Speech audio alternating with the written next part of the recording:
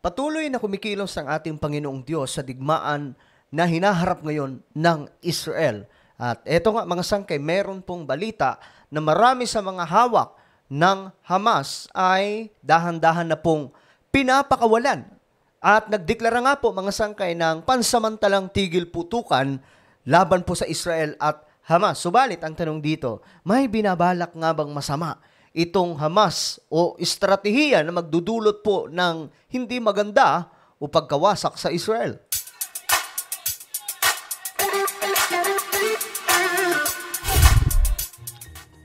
Magandang oras po sa lahat ng ating mga kababayan, lalong-lalo na po sa lahat ng mga solid sangkay dyan. Bago tayo magsimula, pakisubscribe po muna yung ating YouTube channel.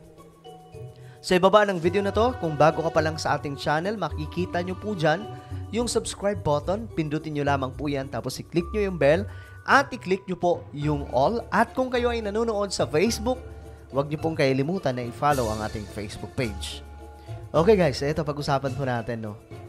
Ito kasi ang balita ngayon na lumabas na ayon po sa report, marami daw po sa mga hawak ng Hamas, ayan po, kabilang daw po ang isang Pilipino, pinalaya na. Dahil daw po ito sa pagsisimula ng 4 na araw na tigil putukan at ito po yung deal laban sa Israel. So ang kapalit po na ito mga sangkay, meron din pong papalayain ang Israel na mga galing po sa miyembro ng Hamas. Okay, hindi po talaga sila yung tipong civilian na Palestinian, itong mga hawak ng Israel, kundi ito pong mga hawak ng Israel, sila po yung nahulihan mga sangkay ng masamang intensyon sa bansang Israel. Kahit tanungin nyo po yung mga Pilipino doon, yung mga naroon mga sangkay mismo, mga nag-work doon, yun po talaga yung kanilang sasabihin. Yung mga nasa kote ng Israel ay miyembro po nitong Hamas. Hindi po yung tipong civilian or simpleng mamamayan ng Palestine. So ngayon, mga sangkay, ito, panoorin muna natin itong balita. Apat na hostages ang pinakawalan ng Hamas militant group at nakabalik na sa Israel. Kabilang dito ang 13 Israelis, 10 Thais at 1 Pilipino, batay sa Qatar na nagsilbing mediator sa pagitan ng Israel at Hamas. So ang naging mediator neto mga sangkay ay bansang Qatar. Kung kaya nangyari ang pansamantala, 4 na araw lamang po ito mga sangkay at mayroon pong deal. Yung mga hawak ng Israel na ilan mga sangkay o marami, kailangan po nilang pakawalan din. Yun po yung deal nitong Hamas. Kabilang sa Israelis ang 4 na bata, edad 2 hanggang 9, at isang 85 taong gulang na babae. First batch ito ng pinakawalang hostages ng Hamas. Grabe, first batch pa lang pala ito. October 7 attack nito sa Israel. Sinalubong ang mga ito ng mga residente sa Petah Tikva, Israel. ניגר פה קרוב ובאנו לתמוך בילדים ובמבוגרים שהגיעו ואנחנו מאוד מאוד מתרגשים, אפשר לראות על הקול שלי וגם המשפחה שלי פה ואנחנו ממש מאחלים שכולם יגיעו בשלום הביתה ועם ישראל חי ואנחנו מאחלים בריאות לכולם ושכל החטופים יחזרו הביתה במהרה. Samantala, nirelease na rin ng Israel sa West Bank ang ilang Palestinian detainees bilang bahagi ng kasunduan. Sa ilalim ng deal, nasa 50 Israeli hostages at 150 Palestinian detainees ang i-release sa loob ng 4 na araw na pansamantalang tigil putukan. Perry Briones, UNTV. So yun yung deal mga sangkay. Okay, ito nga yung video kung paano po pinlaya nitong Hamas. Yan, makikita nyo po sa video. Tingnan nyo mga sangkay kung gaano katulala itong mga pinalaya nitong Hamas.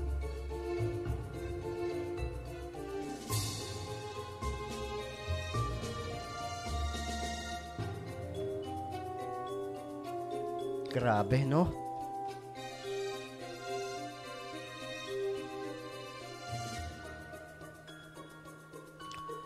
So, ngayon, mga sangkay, ang tanong kasi dito, ano ba ang pinaplano nitong Hamas?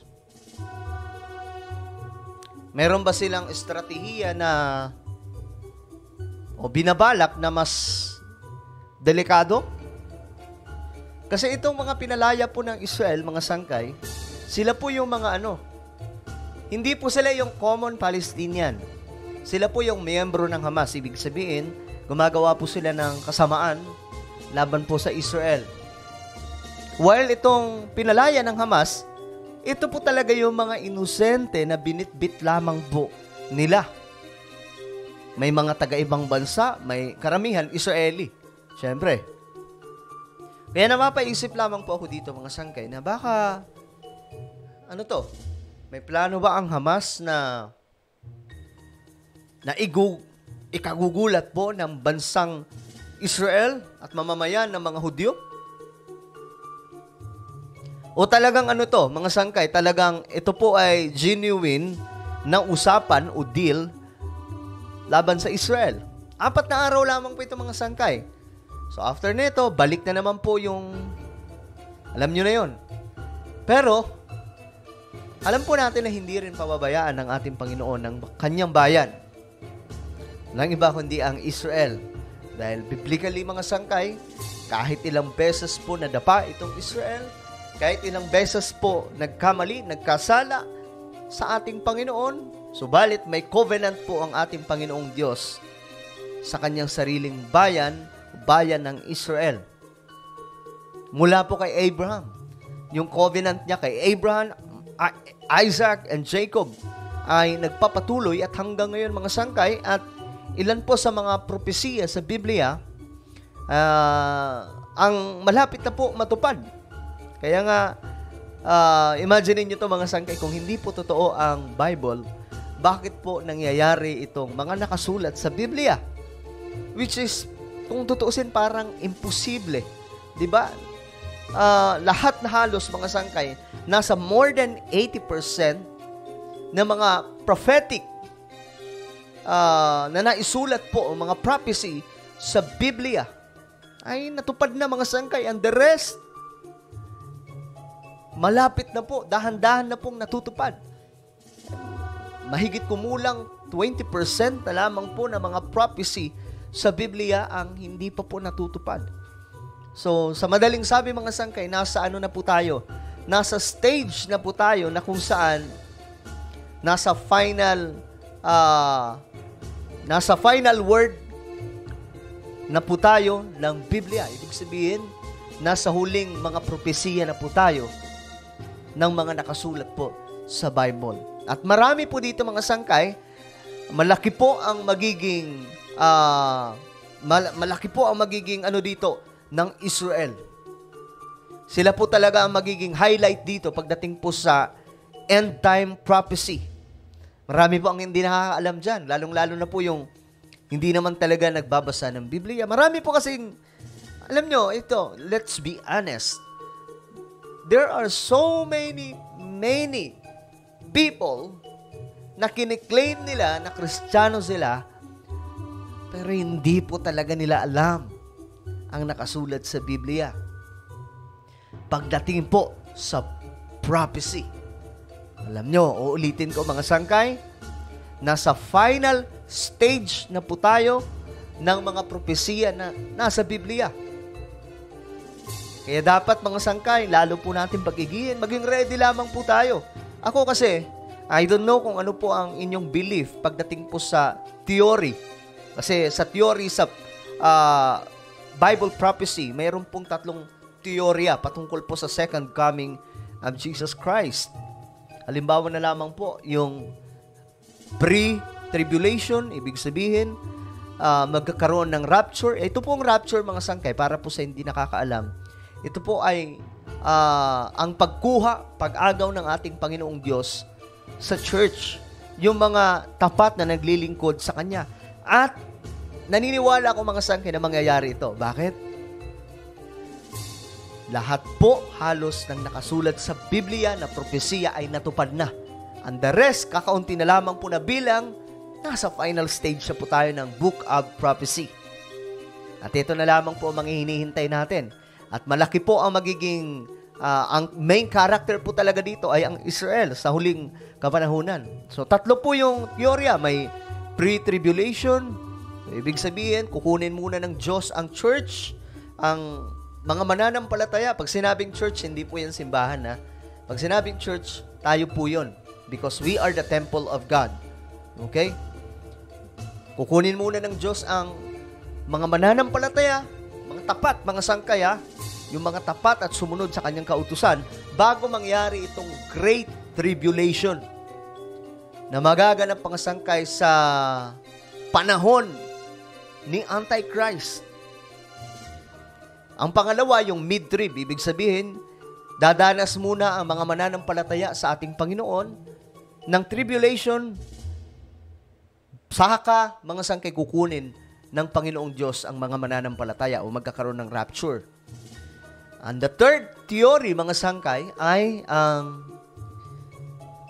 post-trib, na ibig sabihin, dadanas muna ng matinding kapighatian o tribulation ang mga mananampalataya. Pagkatapos noon, saka kukunin ng Panginoong Diyos ang kanyang mga anak o mga hintil. Kumbaga, ito po yung church. So ngayon, mga sangkay, ako, naniniwala ko na hindi hahayaan ng Diyos na mapasama tayo sa Great Tribulation, yung matinding kapighatian na yon. Kaya naman, mga sangkay, mauuna muna. For me, mauuna muna yung rapture. Pero hindi po ito bahagi ng mga sangkay. Kumbaga, ito po ay teorya lamang. Ang mahalaga po, maging ready po tayong lahat. So, patuloy na kumikilos ang Panginoon sa bansang Israel. At kung ano man ang plano ng Hamas, okay, sa pagpapakawala nila ng ilan sa mga hawak po nila, masama man yan o hindi masama, hindi pababayaan ng Diyos ang bansang Israel. Okay? Ano po ang inyong komento, mga sangkay? Just comment down below. And now, guys, I invite you, please subscribe my YouTube channel, Sangkay Revelation. Hanapin niyo po ito sa YouTube. Then, click to subscribe, click the bell, and click all. Ako na po ay magpapaalam hanggang sa muli. This is me, Sangkay Janjan. Palagi niyo pong tatandaan that Jesus loves you. God bless everyone.